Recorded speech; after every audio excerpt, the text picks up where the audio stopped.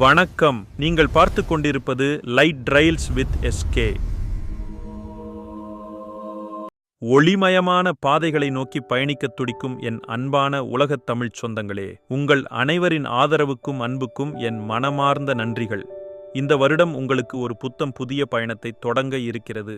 நாம் இன்று பார்க்க இருப்பது 2026 ஆங்கில புத்தாண்டுக்கான கிரகப் பெயர்ச்சிகள் மற்றும் பலன்கள்.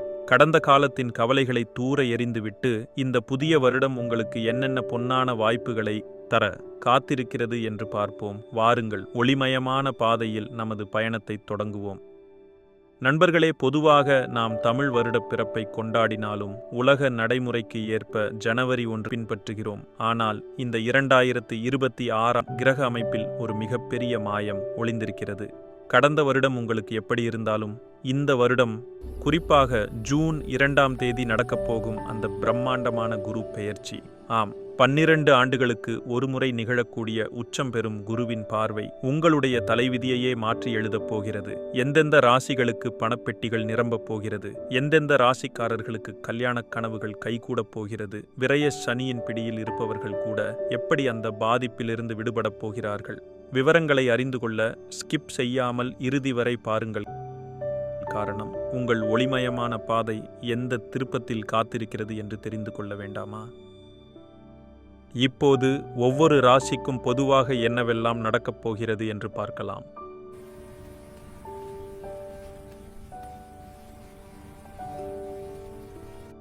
முதலில் மேஷ ராசிக்கான 2026 ஆங்கில புத்தாண்டு பலன்கள்.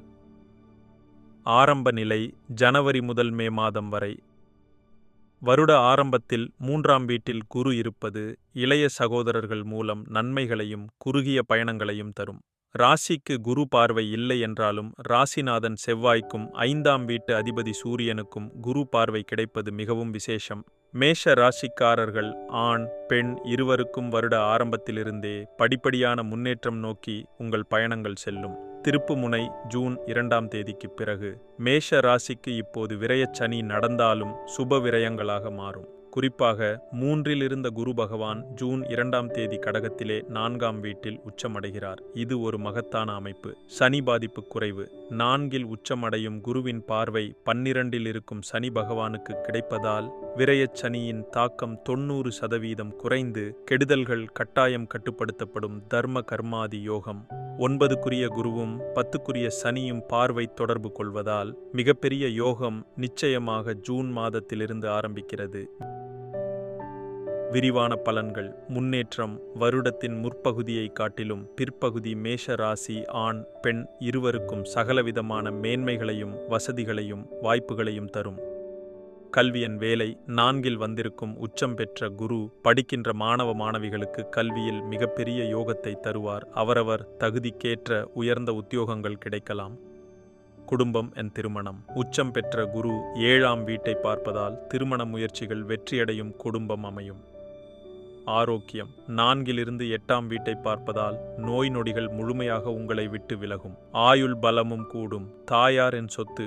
தாயின் மூலமாக மிகப்பெரிய ஆதரவும் நன்மைகளும். பெண்களுக்கு தாய் வீட்டின் மூலமாக சொத்து சுகங்களும் பொன் பொருட்களும் கிடைக்கலாம். புதிய சொத்து சுகங்களை வாங்கக்கூடிய வாய்ப்புகளும் அதற்காக சுபக்கடன்கள் வாங்கக்கூடிய அமைப்புகளும் உண்டாகும். தொழில் என்ற முதலீடு. தொழிலதிபர்கள் தங்கள் தொழிலை பெரிய அளவில் விருத்தி செய்து கொள்ளலாம். பல கோடிக்கணக்கான பணம் சம்பாதிக்கும் வாய்ப்பும் பல இடங்களில் சுப முதலீடு செய்யக்கூடிய வாய்ப்புகளும் உருவாகும். பதவி உயர்வு. அரசு பணியிலோ தனியார் பணியிலோ இருப்பவர்களுக்கு வருட பிற்பகுதியில் பதவி உயர்வும் இடமாற்றமும் கட்டாயம் உண்டாகும். அந்த இடமாற்றம் எதிர்காலத்தில் கை கொடுக்கும். குடியிருப்பு மாற்றம். உங்கள் நீண்ட நாள் கனவுகளான புதிய வீடு கட்டி கிரகப்பிரவேசம் செய்யவோ அல்லது வாடகை வீட்டில் இருப்பவர்கள் வசதியான வீட்டிற்கு குடிபெயரவோ வாய்ப்புகள் உண்டாகும். தந்தை உறவு. தந்தையாலும் தந்தை உறவுகளாலும் ஒரு சில சங்கடங்கள் வரலாம்.